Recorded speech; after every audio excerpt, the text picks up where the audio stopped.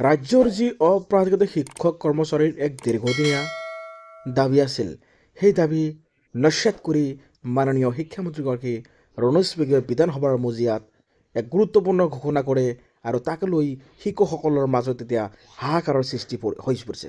তেওঁলোকৰ মাজত এক দুখৰ বেদনা তেওঁলোকৰ মাজত সৃষ্টি হৈছে এক ব্যতিক্ৰমী অৰ্থাৎ হঠকাৰী সিদ্ধান্তৰ বাবে অপ্ৰাধিকৃত শিক্ষকসকল খঙাল হৈ পৰিছে। তেওঁলোকৰ আশাত চেঁচা পানী ঢালি দিছে। নতুনকৈ প্ৰাধিকৰণ কৰা নহয় বুলি কোনো শিক্ষানুষ্ঠান ৰণোজ পেগুৱে এই ঘোষণা কৰাৰ লগে লগে অপ্ৰাধিকৃত শিক্ষক কৰ্মচাৰীসকলৰ মাজত এক দুখৰ বেদনাই অৰ্থাৎ দুখৰ সংবাদে তেওঁলোকৰ মন একেবাৰে কান্দোনেৰে ভৰাই তুলিছে। ৰাজ্যৰ প্ৰাথমিকৰ পৰা মহাবিদ্যালয় পৰ্যায়লৈকে শতাধিক অপ্ৰাধিকৃত শিক্ষানুষ্ঠানৰ শিক্ষক কৰ্মচাৰীৰ পদসমূহ প্ৰাধিকৰণ কৰিবলৈ দীৰ্ঘদিন ধৰি দাবী উত্থাপন হৈ আহিছে। আনকি বিভিন্ন শিক্ষক সংগঠনে এই দাবীতেই প্ৰতিবাদো সাব্যস্ত কৰিছে। কিন্তু ৰাজ্যৰ অপ্ৰাধিকৃত শিক্ষানুষ্ঠানসমূহক প্ৰাধিকৰণ কৰাৰ চৰকাৰৰ কোনো পৰিকল্পনা নথকাৰ ইংগিত দিছে শিক্ষামন্ত্ৰী ডক্টৰ ৰণোজ পেগুৱে।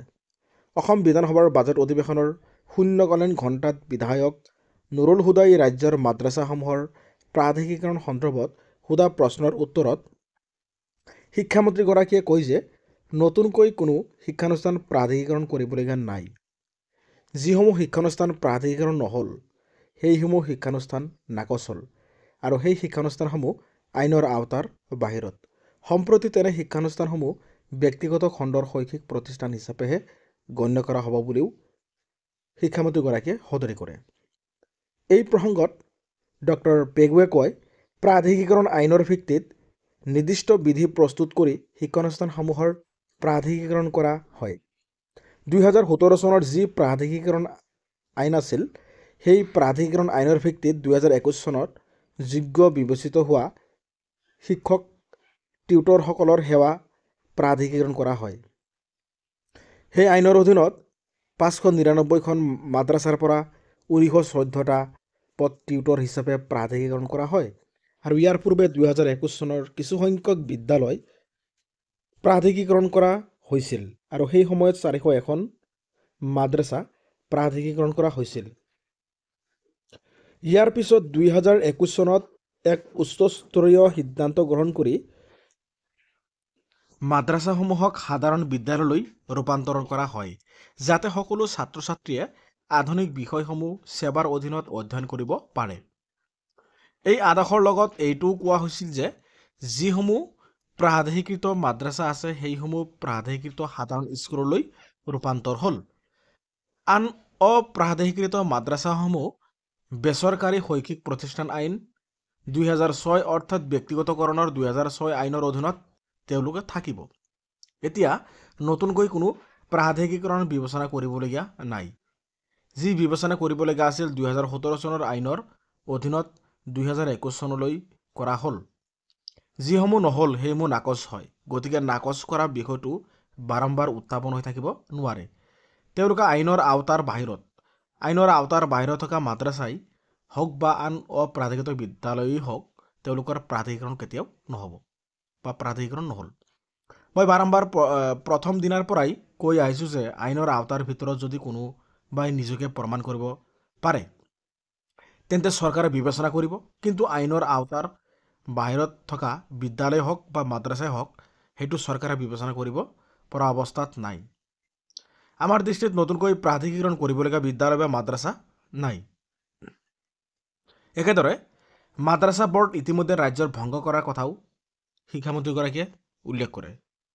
ইপিনে বিধায়ক শ্বেৰমান আলী আহমেদে গুণোৎসৱৰ নামত মন্দিয়াত শিক্ষা বিভাগৰ আজব কাণ্ড শিক্ষকৰ ভূমিকাত চকীদাৰ বৰপেটাত ক্ষুব্ধ অভিভাৱক শীৰ্ষক বিষয়ক শিক্ষামন্ত্ৰীৰ বিশেষ দৃষ্টিগোচৰ কৰে।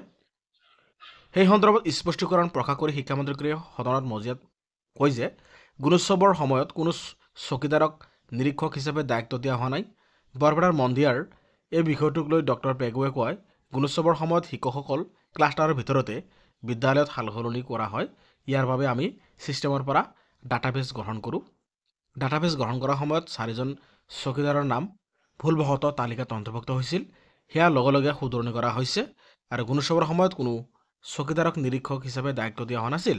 ইফালে একেটা প্ৰসংগত বিধায়ক শ্বেৰমান আলী আহমেদে বৰপেটা জিলাৰ কেইবাখনো বিদ্যালয়ত শিক্ষাৰ্থী অনুপাতে শিক্ষক নথকাৰ কথা উল্লেখ কৰে আৰু ইয়াৰ বিপৰীতে আন একাংশ বিদ্যালয়ত শিক্ষাৰ্থীৰ তুলনাত শিক্ষক বেছি থকাৰ কথাও শিক্ষামন্ত্ৰীৰ দৃষ্টিগোচৰ কৰে।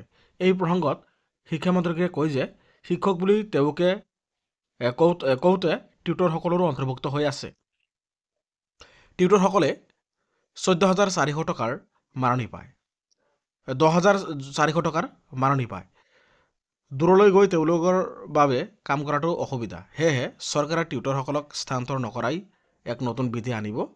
টিউটৰসকলৰ য'ত আছে তাতেই থাকিব। আন এক সিদ্ধান্তৰ জৰিয়তে জিলা ভিত্তিকভাৱে শিক্ষকৰ অনুপাতকৰণ কৰাৰ বিপৰীতে প্ৰথম ক্লাষ্টাৰ ভিত্তিত আনুপাতিকৰণ কৰিবলৈ চৰকাৰে পদক্ষেপ লৈছে বুলি উল্লেখ কৰি কয় যে জিলাভিত্তিক আনুপাতিকৰণ কৰিব যাওঁতে জিলাখন বহু ডাঙৰ হৈ যায়। সেইকাৰণে প্ৰথম পৰ্যায়ত ক্লাষ্টাৰ ভিত্তিক আনুপাতিকৰণ বাধ্যতামূলক কৰা হয়। ক্লাষ্টাৰ পৰ্যায়ত সকলো বিদ্যালয়ৰ সমস্যা সমাধান নহ'লে আমি ব্লক পৰ্যায়ৰ আনুপাতিকৰণ কৰিম।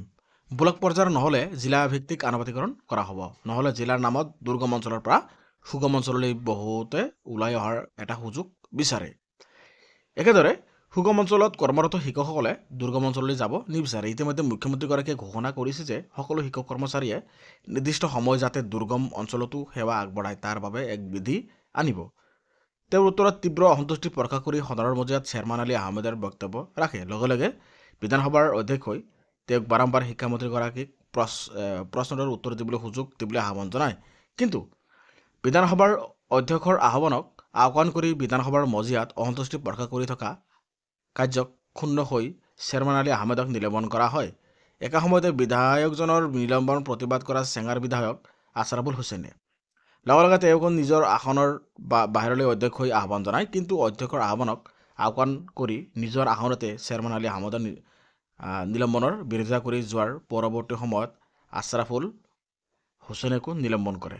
ইফালে অসমীয়া মাধ্যমৰ বিদ্যালয়সমূহৰ অসুবিধা দূৰ কৰিবলৈ চৰকাৰে লোৱা পদক্ষেপৰ বিষয়ে বিৰোধী দলপতি দেৱব্ৰত শইকীয়াই সোধা এক প্ৰশ্নৰ উত্তৰত শিক্ষামন্ত্ৰীগৰাকীয়ে কয় যে ষষ্ঠ শ্ৰেণীৰ পৰা অষ্টম শ্ৰেণীলৈকে বিজ্ঞান আৰু গণিতৰ পাঠ্যপুথি দ্বিভাষিক কৰিবলৈ সিদ্ধান্ত গ্ৰহণ কৰিছে। অৰ্থাৎ মাতৃভাষাৰ মাধ্যমো থাকিব আৰু ইংৰাজীতো পাঠ্যপুথি লাভ কৰিব। এনেধৰণৰ কিতাপ প্ৰস্তুত কৰি আগন্তুক শৈক্ষিক বৰ্ষৰ বাবে সেৱা যোৱা 16 ফেব্ৰুৱাৰীত বিভিন্ন জিলালৈ বিতৰণ কৰা হৈছে বুলি উল্লেখ কৰি শিক্ষামন্ত্ৰীগৰাকীয়ে কয়, ছাত্ৰ ছাত্ৰীয়ে কি ভাষাত অধ্যয়ন কৰিব সেয়া আমি নিৰ্দেশ নিদিওঁ। ছাত্ৰ ছাত্ৰীসকলে এৰি দিয়া হৈছে। প্ৰশ্ন কাকতো দ্বিভাষিক হ'ব। ছাত্ৰ ছাত্ৰীসকলৰ বাবে সম্পূৰ্ণ স্বাধীনতা থাকিব। আগন্তুক শিক্ষাবৰ্ষত গণিত আৰু বিজ্ঞানৰ পাঠ্যপুথি দ্বিভাষিক ৰূপত লাভ কৰিব। তদুপৰি মিচিং, কাৰ্বি, ডিমাচা, ৰাভা আদি ভাষাৰ বাবেও প্ৰাথমিক পাঠ্যক্ৰম প্ৰস্তুত কৰিছোঁ। একেবাৰে পঞ্চম শ্ৰেণীলৈ এই পাঠ্যক্ৰম লৈ যোৱা হ'ব। পঞ্চম শ্ৰেণীৰ পিছত তেওঁলোকে আঞ্চলিক মাধ্যমৰ অথবা ইংৰাজী মাধ্যমলৈ যাতে পৰিৱৰ্তিত হ'ব পাৰে তাৰ বাবে আগুৱাই লৈ যোৱাৰ ব্যৱস্থা কৰা হৈছে। আমাৰ চৰকাৰৰ দিনত মাতৃভাষা মাধ্যম আগবাঢ়ি গৈছে। ইফালে চিকিৎসা আৰু অভিযান্ত্ৰিক পাঠ্যক্ৰমৰ ক্ষেত্ৰত ভাৰত চৰকাৰে এক বৃহৎ অনুবাদ প্ৰকল্প গ্ৰহণ কৰিছে বুলিও উল্লেখ কৰে। শিক্ষামন্ত্ৰীগৰাকীয়ে প্ৰকাশ কৰা অনুসৰি অভিযান্ত্ৰিক পাঠ্যক্ৰমৰ কিতাপসমূহৰ বিভিন্ন ভাষালৈ অনুবাদ প্ৰায় সম্পূৰ্ণ হৈছে। AICTE ইয়াৰ তদাৰক কৰিছে। তেওঁলোকে কৃত্ৰিম বুদ্ধিমত্তা তথা অনুবাদিনী ছফ্টৱেৰৰ জৰিয়তে পাঠ্যক্ৰমসমূহ অনুবাদ কৰিছে। সেইবাবে চিকিৎসা বিজ্ঞানৰ পাঠ্যপুথিটো তেওঁলোকে অনুবাদ সম্পূৰ্ণ হ'ব। মাতৃভাষা অথবা ইংৰাজী মাধ্যমৰ যিকোনো এটা শিক্ষা আয়ত্ত কৰিব পৰাকৈ শিক্ষাৰ্থীৰ বাবে বৃহৎ স্বাধীনতা প্ৰদান কৰা হ'ব বুলিও উল্লেখ প্ৰদান কৰে। গতিকে এই কথাখিনি সদৰি এনেকৈ স্পষ্টকৈ প্ৰকাশ কৰে মাননীয় ডক্টৰ ৰণোজ পেগুৱে শিক্ষামন্ত্ৰীগৰাকীয়ে। এতিয়া এনেকৈ অপ্ৰাধিকৃত বিদ্যালয়সমূহ এটা ঘোষণা কৰিয়েই প্ৰাধিকৰণ নহ'ব বুলি কৈ যে বিষয়টো সামৰা থকা হৈছে, এনেকুৱা নহয়। বিষয়টো এনেকৈ কেৱল মৌখিকভাৱে কৈ শিক্ষকসকলৰ মাজত বেমেজালিৰ সৃষ্টি কৰি কিবা এটা হঠকাৰী সিদ্ধান্ত লোৱাটো কেতিয়াও ন্যায়সংগত নহয় আৰু যুক্তিসংগত নহয়। ৰাজ্যৰ অপ্ৰাধিকৃত শিক্ষক কৰ্মচাৰীসকলৰ তেওঁলোকৰ জাষ্টিছ ন্যায় আছে। বিদ্যালয়সমূহ অসম চৰকাৰে পাতিব দিছিল, অনুমতি দিছিল। আৰু সেই অনুমতি পোৱা বিদ্যালয়সমূহ যেতিয়া এতিয়া ব্যক্তিগতকৰণৰ বুলি ভবা হ'ব, তেতিয়াহ'লে অনুমতি কিয় প্ৰদান কৰা হৈছিল, তেওঁলোকক ৰিকগনাইজ কিয় কৰা হৈছিল, এই কথাটো প্ৰত্যুত্তৰ নিশ্চয় ইয়াৰ উত্তৰ অসম চৰকাৰে অৰ্থাৎ শিক্ষামন্ত্ৰীগৰাকীয়ে স্পষ্টকৈ প্ৰদান কৰিব লাগিব।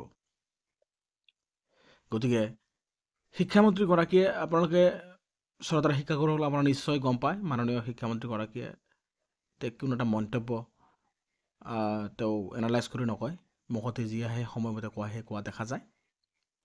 গতিকে ইয়াকে বাস্তৱ ক্ষেত্ৰত কেতিয়াও কাৰ্যকৰী হ'ব নোৱাৰে। বিদ্যালয়সমূহ কিন্তু প্ৰাধিকৰণ কৰিব লাগিবই। আৰু সন্তাৰ সম্পাদক হৰমোহন বৰা ডাঙৰীয়াই আপোনালোকক জনাব, কেৱল শিক্ষকসকলেই নহয়, অন্যান্য সংগঠনসমূহ, অন্যান্য ৰাজ্যৰ যি অন্যান্য সংগঠন আছে, সংগঠনসমূহ লগ লাগি এইবাৰ প্ৰাধিকৰণৰ সম্পৰ্কত মাত মাতিব, এয়া নিশ্চিত। আৰু অসমীয়া মাধ্যমৰ বিদ্যালয় আৰু শিক্ষানুষ্ঠানসমূহ আৰু অসমীয়া ভাষা জীয়াই ৰাখিবলৈ হ'লে এই বিদ্যালয়সমূহ কিন্তু খুবেই গুৰুত্বপূৰ্ণ।